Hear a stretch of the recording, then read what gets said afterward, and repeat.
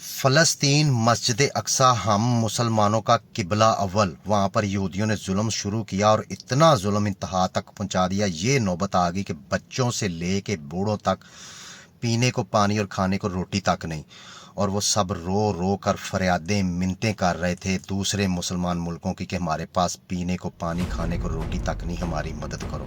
اور سارے مسلمان ملک ان کی مدد کرنے کی بجائے ان کا وزٹ کر رہا تھا ڈونلڈ ٹرمپ، اور وہ ڈونلڈ ٹرمپ کو اس طرح پروٹوکول دے رہے تھے جیسے پوری امت مسلمہ کا مین لیڈر آ گیا۔ قطر ان کو مہنگے ترین طیارہ تحفے میں دے رہا ہے، سعودی عرب انویسٹمنٹ دے رہا ہے، یو ای دبئی والے مسلمان اپنی عورتوں کے سر ننگے کر کے اس کے سامنے نچا رہے ہیں، اور میرا ملک پاکستان ڈونلڈ ٹرمپ کو نوبل امن کے پرائز کے لیے نومینیٹ کر رہا ہے، اور ہم سارے اپنے فلسطین مسلمان بہن بھائیوں کے لیے اجتماعی دعائیں اور بد دعائیں کر رہے ہیں۔ تو پیارے بھائی، ہماری دعائیں اور بد دعائیں قبول نہیں ہونی۔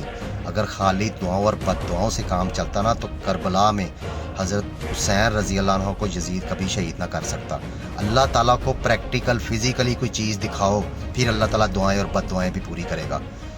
اس کے لیے ان سارے مسلمان ملکوں پہ ایک ہونا پڑے گا، اور یہ ان کی مدد کرنے کی بجائے ڈونلڈ ٹرمپ کے چرنوں میں بیٹھے تھے۔ اگر فزیکلی کام کیا تو صرف اور صرف ایران نے کیا، اور ایران کے لیڈر علی خامنئی نے آنکھوں میں آنکھیں ڈال کے ان سے بات کی، اور پھر اللہ تعالیٰ نے اس کا ساتھ دیا، اس کی مدد بھی کی۔ تو ہم سارے صرف اس وقت بھی کچھ نہیں کر رہے تھے، صرف دعائیں اور بد دعائیں کر رہے تھے۔ اللہ نے دعائیں اور بد دعائیں نہیں پوری کرنی۔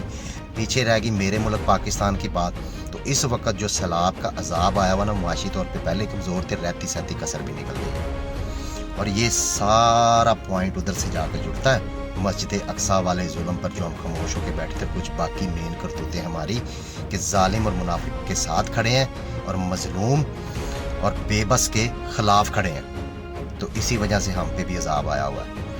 اس وقت صرف ایک ہی حل ہے، جو ہم نے مین چیز کو چھوڑ دیا ہے نا، نبوت تو ختم ہوگی، آخری نبی آ چکا جس کی ہم ہوتی ہے۔ تو میرے نبی محمد صلی اللہ علیہ وسلم کا تمہارے درمیان میں سنت اور قرآن کی مضبوط رسی چھوڑ کے جا رہا ہوں، جس کو ہم نے چھوڑ دیا ہوا ہے۔ کیونکہ آپ دیکھ لو نا، جس طرح ہم ٹرمپ کو کر رہے ہیں، تو سورۃ المائدہ کی آیت نمبر 51 کا ترجمہ ہے کہ یہود و نصارہ آپس میں ایک دوسرے کے دوست ہیں، تمہارے دوست نہیں ہو سکتے، اور جو بھی ان سے دوستی کرے گا وہ بھی ان ظالموں میں سے ہے، اور اللہ تعالیٰ ظالموں کے خلاف۔ تو بس ہم بھی پھر سارے ظالم ہیں۔